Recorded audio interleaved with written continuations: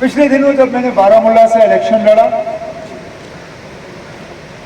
Jail से एक उम्मीदवार खड़ा हुआ, मेरे खिलाफ कागज भरे, फिर मोबाइल फोन से अपनी आवाज रिकॉर्ड की, जगह जगह पहुंचाया। इलेक्शन का नतीजा आपके सामने है। मैंने उस वक्त ये समझा कि जैसे इसने पहले भी इलेक्शन लड़ा है, इस बार फिर उसने अपनी किस्मत आजमाई। शायद मेरी ही किस्मत खराब थी कि वो जीता, मैं हारा, लेकिन मुझे इसमें साजिश नजर नहीं आई। पिछले 2-3 दिनों से अब मुझे शक होना शुरू हो रहा है कि शायद वहां पे भी दाल में कुछ काला है, क्योंकि मुझे समझ में नहीं आता इस पूरे माहौल में सिर्फ जेल से लोग मेरे खिलाफ कागज क्यों भरते हैं, और वो लोग जिनका यहां से कोई लेना देना ही नहीं, जिसके पिछले हफ्ते कागज नामंजूर हुए, आखिर उसके साथ क्या अरेंजमेंट रहा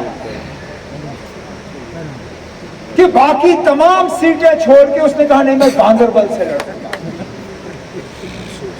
और जब गांधरबल से उसके लड़ने की खबर आई, मैंने अपने कुछ साथियों से मशवरा किया। मैंने कहा ना, मुझे इसमें कुछ साजिश नजर आती है, लेकिन मैं इसको साबित करना चाहता हूं, और साबित करने का मेरे पास एक तरीका है, लेकिन हम इसके बारे में किसी से बात नहीं करेंगे। मैं ऐसा करूंगा, मैं गांधरबल के अलावा 1-2 और सीटों से फॉर्म निकालूंगा, और फिर मैं किसी को नहीं कहूंगा कि मैं फॉर्म भरने कहाँ जा रहा हूं। मैं देखूंगा क्या होगा।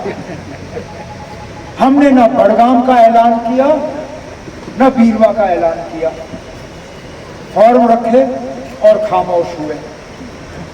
लेकिन हमारे जो दिल्ली के मुखालिफ हैं, एजेंसियां हैं, ये बाकी लोग हैं, इनको शायद दिमाग में कीड़ा बैठा कि क्योंकि मैंने इलेक्शन एक बीरवा से लड़ा है, मैं शायद इस बार भी बीरवा जाऊंगा।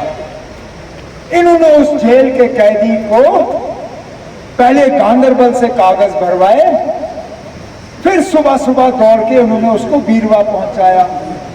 मैंने तैयारी रखी थी बड़गाम की, उनको धोखा पड़ा। अब वो बेचारा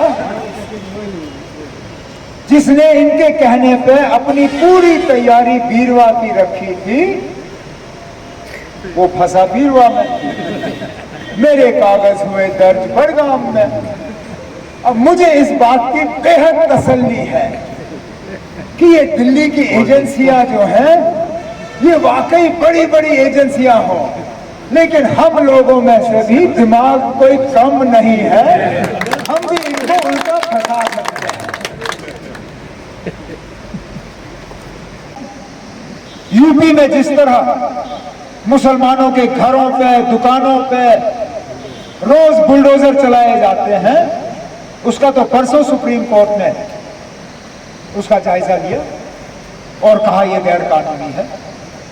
जिस तरह यूपी में हमारे मस्जिदों पे, दरगाहों पे, हमारे मदरसों पे ताले लगाए जा रहे हैं, वो बात हमसे छुपी हुई नहीं है। जिस तरह आसाम में बीजेपी की हुकूमत में हर बार अगर किसी को जलील करने की कोशिश की जाती है तो मुसलमानों को, वहां जब सैलाब आता है तो कहते हैं ये जिहादी सैलाब है। क्यों? क्योंकि मुसलमानों को जलील करना है। कर्नाटका में जब बीजेपी की हुकूमत होती है तो हमारी माओं को, बहनों को कहा जाता है कि निकाब हिजाब उतारो, फिर जाओ कॉलेज और यूनिवर्सिटी और स्कूल के अंदर। हमने जम्मू कश्मीर को उन ताकतों से बचाना है जो वैसे हालात यहां पैदा करना चाहते हैं, जो हमारी आवाज दबाना चाहते हैं, जो हमें तकसीम करना चाहते हैं। ये जो आजाद उम्मीदवारों की फौज आज मैदान में उतरी हुई है, इसका मकसद क्या है? मकसद सिर्फ यही है कि किसी ना किसी तरह अगर ये आजाद उम्मीदवार 10-15 जीत गए, ये सीधा सीधा जाके बीजेपी की झोली में जाके बैठ जाएंगे, सीधा। इसमें कोई शक की गुंजाइश ही नहीं है। इनका इलेक्शन लड़ने का सारा बंदोबस्त वहां से हो रहा है।